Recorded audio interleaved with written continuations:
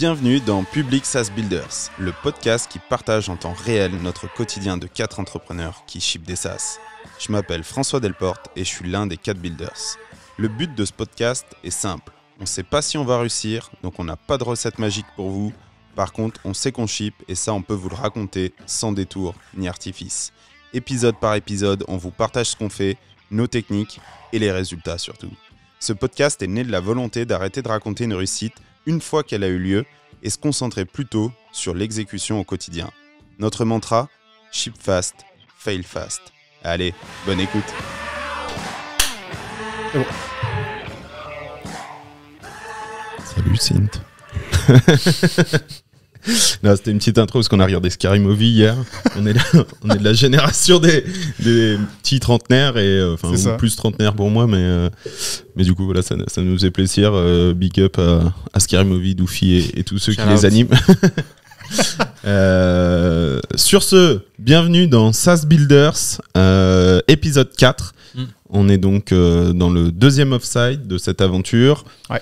Aujourd'hui, on va parler de mercredi. Donc pour rappel, on est arrivé lundi fin d'après-midi soir. On a galéré, vous pouvez l'écouter dans le dernier épisode. Petit problème technique. Et on va dire que le mercredi, donc aujourd'hui, on est sur la première full lancée finalement du offsite. Un peu moins bien que le premier, mais en tout cas, on a avancé. On va faire un petit tour de table, Ludo. C'est moi Ludo. Je sais. C'était un piège. Non, écoute, mercredi, il y avait beaucoup de boulot à faire. On avait encore sur le service des petites choses à régler. De mon côté, en tout cas, côté dev. Ouais. Ensuite, on s'est focus à fond sur SteelSync. Parce que l'objectif pour moi, c'était la V2 de SteelSync. Ouais. Du coup, la grosse prio là-dessus. Beaucoup de développement à faire. Les prios, on voulait changer beaucoup d'éléments. Ça avance. C'est pas aussi rapide qu'on voudrait. Parce que je pense qu'on se disperse trop, mais ça avance. Ouais. Sinon, j'étais aussi avec Komoot. Ouais. On a avancé sur des modèles AI. On en parlait hier du petit trick là pour être en réseau, pour que tu puisses modifier les modèles sur le réseau. Le hack du chalet pour pouvoir bénéficier du réseau. Ouais. Exactement. Du coup, là, ça aurait mérité un hors-série à part entière, ça. C'est clair. Je sais pas si on en reparlera après, mais du coup, on a réussi à générer pas mal de choses. Ouais. Et je crois que c'est tout. Et du coup, juste pour revenir effectivement au précédent offsite, on était 4 monofocus sur un outil en partant de zéro, en l'ayant préparé en amont. Là, on change un peu tout, puisqu'on est 6 avec Philippe et Adrien, qui bossent chez Fig. On travaille sur une V2 de SteelSync, donc un outil qu'on a déjà bossé, et là, il faut le rebosser en termes assez simples. En parallèle, mine de rien, on lance un podcast. On fera un hors-série là-dessus, comment lancer un podcast en 48 heures. En parallèle, il y a ce sujet de modèle d'agence IA. En parallèle, Guillaume en parlera après, mais il y a aussi un autre outil qu'on a appelé Ananas pour l'instant. Pour changer. Pour changer. Et la partie service qu'on a un peu moins gérée, ou en tout cas déléguée, même si en fait c'est surtout dû à des surprises. Mais du coup, voilà, c'est tout ça qui fait que pour toi, on est un peu moins productif là sur ce off-site avec tous ces nouveaux paramètres. Ouais, on se disperse un peu plus. On va aider sur ce projet-là, on doit bosser là-dessus, mais après il y a ça. Ouais. On est plus dispersé. Après on arrive à avancer, mais c'est vrai qu'on n'est pas tous les 4. Quoi. On n'est pas tous les 4 sur le même sujet à fond, mais c'est plus vous deux vous êtes à fond là-dessus. Alors nous deux, pour François et Guillaume sont à fond sur le Ananas. Ouais. Avec Umut, on est à fond sur les modèles. En même temps, Umut et toi, vous êtes à fond sur le design de Ananas. Best Designer. Ouais, de Best Designer. Plus le design d'Ananas. Ouais. Et moi, avec Philippe et Adrien, on essaie d'être à fond sur SteelSync. Ouais, la différence, c'est ça. Triangulaire. C'est ça, ouais, exactement. Au lieu d'avoir un projet commun, on est sur 5 projets complètement différents. Et il y a une personne sur 2 qui est sur 2 projets en parallèle, quoi. Ouais, donc c'est un bordel. Et les démos le soir, c'est pareil. Il n'y a pas une démo, il y en a 5, quoi. C'est ça. Effectivement, on n'a pas d'heure fixe, mais c'est notre petit rituel. Outre moi qui crie démo dans 47 minutes, il y a ce truc entre 19h et 23h selon la journée. On se pose dans le salon, on branche les ordis sur la télé. Et puis chacun présente un petit peu les nouveautés, les avancées des projets. Donc ça, c'est... Enfin, moi, en tout cas, je trouve ça vraiment très cool. Ouais. Juste du coup, à ton avis, Ludo, troisième offsite, il faudrait aller sur quel orga basé sur ces deux premiers, tu dirais? Surtout que là, on n'a pas encore parlé de l'avantage de ce off-site, c'est le chalet. Ouais. En plus, il y a la partie spa. Il y a la feature intégrée. qui va bien. Ça fait qu'on perd encore plus de temps le soir. Ouais. Alors, par perte de temps, on entend prendre du plaisir. C'est ça. Exactement. Mais oui. pour nous c'est de la perte de temps. Pour l'off-site, ouais, on dit perte de temps, mais effectivement, c'est relâché un peu. Ouais. Non, pour le prochain off-site, c'est peut-être revenir sur moins d'éparpillement. Ça ouais. C'est l'éparpillement. Ouais, de s'éparpiller un peu moins, quoi. Oui, ouais, sinon, tu peux le dire comme ça. Ça passe. Un peu moins, maximum de projets, et qu'on puisse tous échanger à nouveau sur les mêmes idées. Ouais. Après là, c'est venu justement du fait qu'on n'avait pas de sujet à la base en venant. Enfin, on a pivoté en dernière minute. Donc forcément, on a dû trouver des sujets sur le tas. Il y a plein d'idées qu'on a eu qui ont popé en plein milieu. Ouais. Après, fallait les creuser, fallait tester, fallait faire des POC, plus la V2. Donc on a pris la stratégie d'expérimenter à faire 2 squads différentes. Même 3, 4. De base c'était 2, au final c'est retrouvé à 3-4. Mais c'était vraiment une manière d'optimiser au mieux notre temps. Après, est-ce que c'est au mieux on verra à la fin du off-site ce qu'on ship. Mais c'est bien d'avoir essayé les deux extrêmes, je pense. Ouais.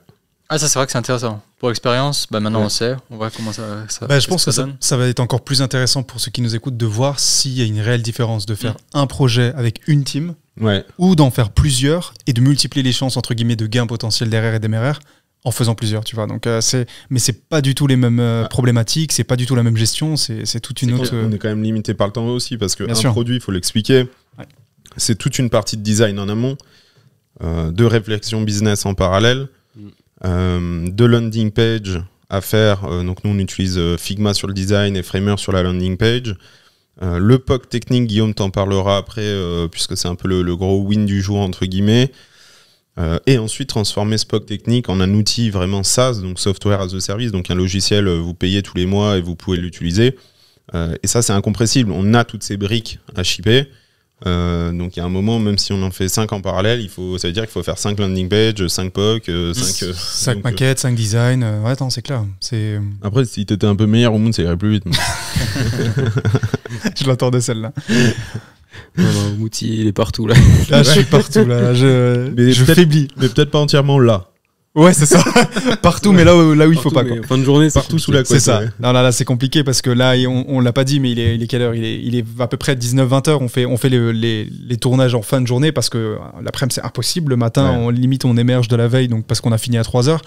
Mais c'est un rythme qui est beaucoup, beaucoup plus hardcore que quand on était dans le sud. C'est vrai qu'une heure et demie de spa, sauna, jacuzzi, déjà, ça empiète sur le dodo. Ah, mais ça ne marche pas. Moi, je sais pas pour vous. Moi, je suis dans un état, je suis une écrevisse. J'arrive plus à dormir. Enfin, ça me réveille encore plus. J'ai une espèce de bouffée de chaleur. Donc, il y en a pour certains, ça marche. Ils font une petite session, ils se mettent 55 degrés dans le sauna et ils s'endorment comme des une petite douche et ils s'endorment comme des gosses. Mais moi, ça mais le secret, c'est la petite douche froide après. Tu penses ? Ça te réveille pas encore plus ? Ah non, ça t'endort. Moi, je trouve que c'est la douche froide qui fait la diff. Juste après, tu fais des sessions. Après, c'est pas compatible avec le Red Bull de minuit. Ouais, je pense que ça c'est aussi, le tout. C'est le tout qui a un problème avec. Là, c'est vraiment, ça marche pas. Mais pour le coup, il est vraiment après le sauna, on est carrément allé bosser, mais il est jusqu'à 2h du mat, quoi. Ouais, ça avait aucun sens hier, mais. Oui, il y a eu un élan d'énergie. Red Bull ou jacuzzi, je sais pas. Je pense que tout le monde, enfin, nous, c'est aussi ce qu'on cherche, mais c'est un peu ce truc de flux quand on voit plus le temps passer. Parce qu'on est là dans la tâche et on se dit vas-y encore un petit truc. Et quand on est là-dedans, on n'a pas envie de s'arrêter, quoi. Donc d'ailleurs, ce qu'on n'avait pas mardi. Ouais. Ce qu'on n'avait pas hier. Ouais, exactement. Ça aujourd'hui on l'a retrouvé. Ouais. C'est le temps que tout se remette en route et du coup justement un peu dans cet état de flux. Toi Guillaume, on avait eu une discussion hier un peu. Putain, est-ce que je continue ? Ça paraît pas forcément évident. T'avais bossé sur retrouver un profil LinkedIn, etc. Donc un peu un POC là-dessus, puis la R&D sur l'autre partie vraiment automatisée. J'avais fait un POC. Du coup, moi, j'étais sur la partie Ananas, ok, qui est confidentielle, c'est ça ? Pour l'instant. Pour l'instant, donc je donne pas trop de détails. Non, mais si on peut sortir des détails, ça va sortir vite, donc on s'en fout. C'est pas comme si. Ok. Bon, j'ai fait 2-3 POC, dont un qui incluait le fait de retrouver le LinkedIn d'une personne à partir de 2-3 de ses informations, qui a été concluant. Après, forcément, on a eu... Mais de toute façon, l'histoire du bot, j'en ai déjà parlé, non ? LinkedIn. J'en ai parlé hier. Ah, c'est possible que tu as parlé du bot, bien parlé, même. Sauf que... En théorie, contenu éducationnel. Ouais, c'est ça. Ouais, voilà. C'est ça. Et du coup, là, tu es allé plus loin, puisque fin de journée, tu avais une certaine certitude que c'était validé le POC. Oui, c'est ça. On explorait encore la piste de ce projet-là, techniquement, pour voir si on arrivait à faire quelque chose. Et effectivement, grosso modo, les scénarios qu'on voulait réaliser ont fonctionné. Je sais pas si je peux citer les scénarios pour donner un exemple, mais typiquement, c'est le fait d'ajouter quelqu'un sur LinkedIn, lui envoyer un message et lui envoyer aussi des notes. En gros, on a testé tous les scénarios, ajouter aux relations, envoyer des messages, etc. Donc, assez simple pour commencer, mais ça fonctionne. Pour ceux qui connaissent un peu les outils SaaS, côté sales, c'est un petit peu comme Wallaxy et Phantom Buster. Sauf que nous, on va l'utiliser d'une manière complètement différente.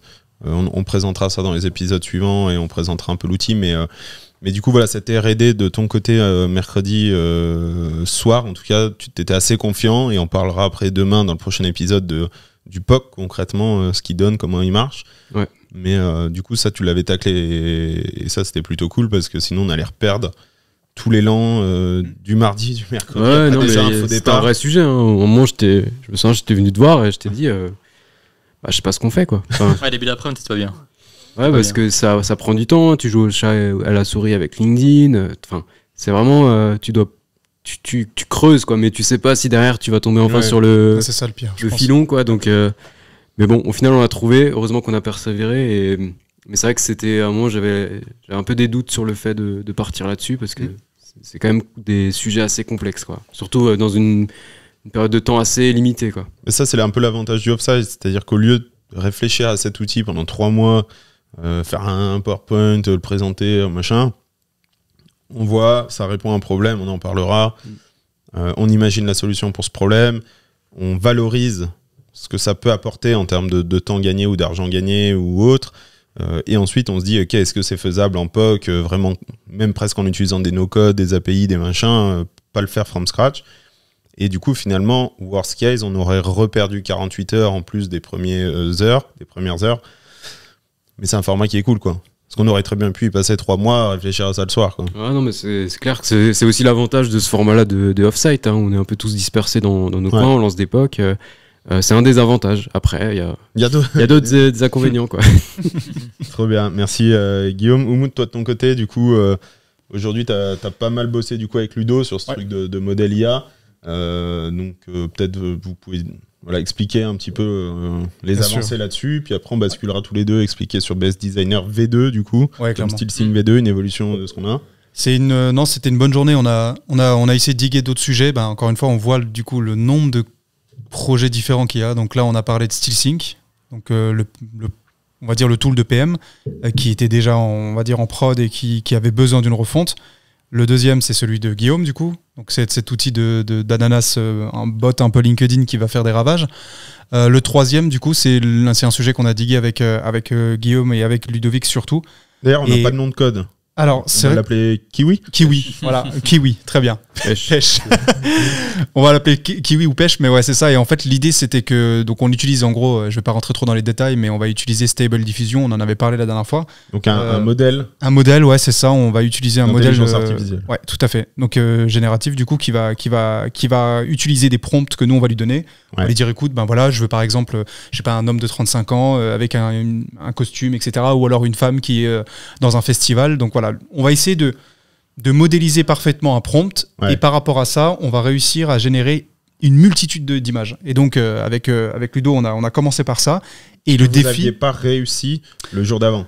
Non, on avait beaucoup de mal au début parce que les ordi n'étaient pas performants. Si t'as un MacBook Air comme moi, c'est fini. Enfin, le truc explose. Donc, c'est pour ça qu'on a dû hacker un peu le réseau avec l'ordinateur de Ludo pour pouvoir mettre ça en place. Ouais, au début, on jouait un peu avec, voir ce qu'on pouvait faire. Exactement. Et après, au fur et à mesure, on avançait. Voilà. Et donc, arrive un moment où on arrive enfin à générer quelque chose de sympa, quelque chose d'une personne qui a 2 yeux, un nez, une bouche, parce que c'est pas facile quand tu utilises des IA. Et au moment où on s'est dit, OK, on va peut-être partir sur un case study qui est la Parisienne par exemple, voilà, qui va faire des vlogs, etc., ou qui va faire des photos sur Insta, et un peu lifestyle parisien. Donc on a essayé d'imiter, c'est très dur, hein, mais physiquement de donner un nom sur une expression comme la parisienne. Donc voilà, une image sur le stéréotype. Exactement, sur le stéréotype. Donc on a réussi à trouver un modèle et en fait la complexité après du deuxième niveau, c'est de garder ce modèle. Et c'est ça qui est très difficile. Différentes situations, différentes. C'est ça.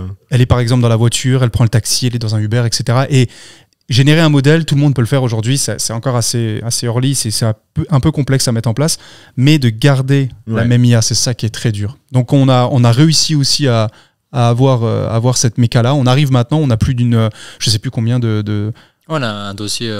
Un bon dossier, je pense une cinquantaine, une centaine peut-être d'une seule et même modèle qui a été généré parfaitement.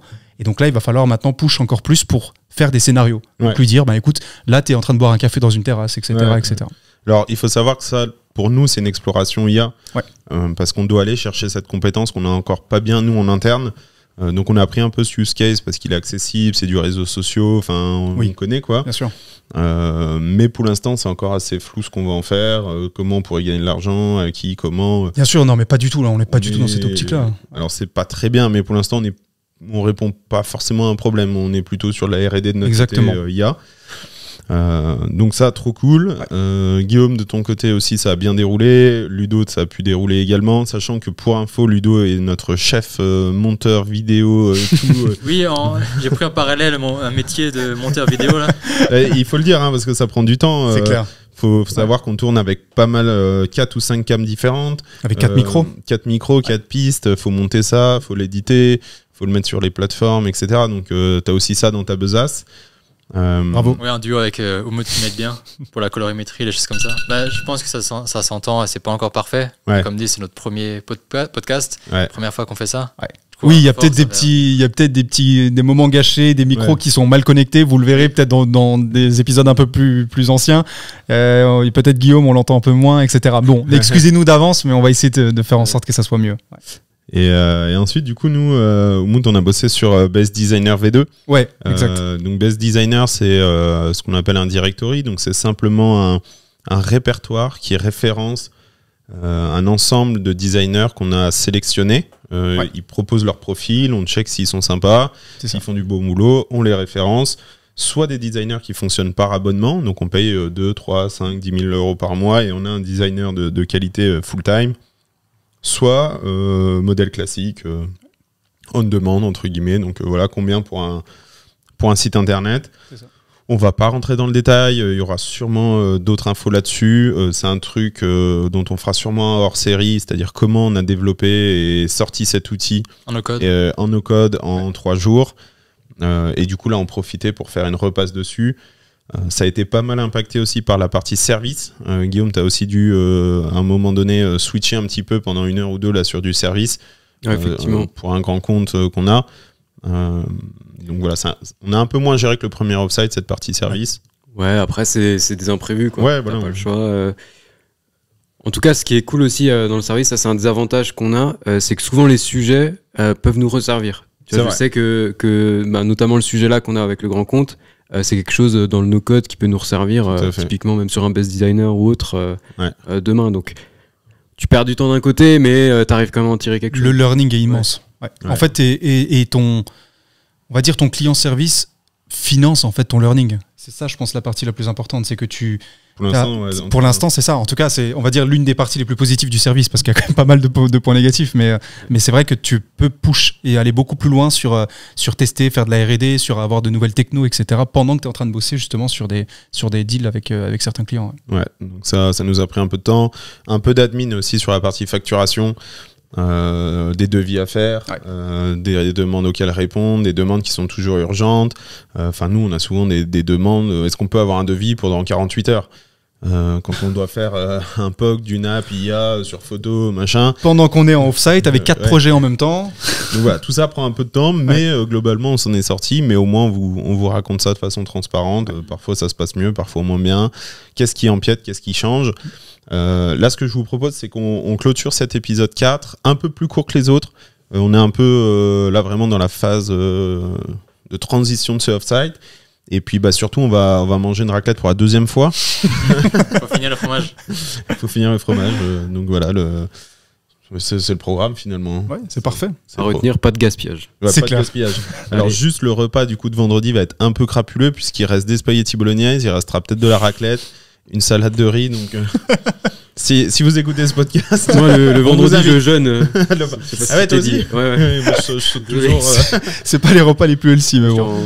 En intermittent. 6 jours je mange, le 7e pas. Allez, trop cool. Bah, merci à tous. Merci de nous avoir écoutés. La lampe se pète la gueule. On remet ça en place. Et puis, bah, écoutez, bonne journée, soirée quand vous écoutez ça.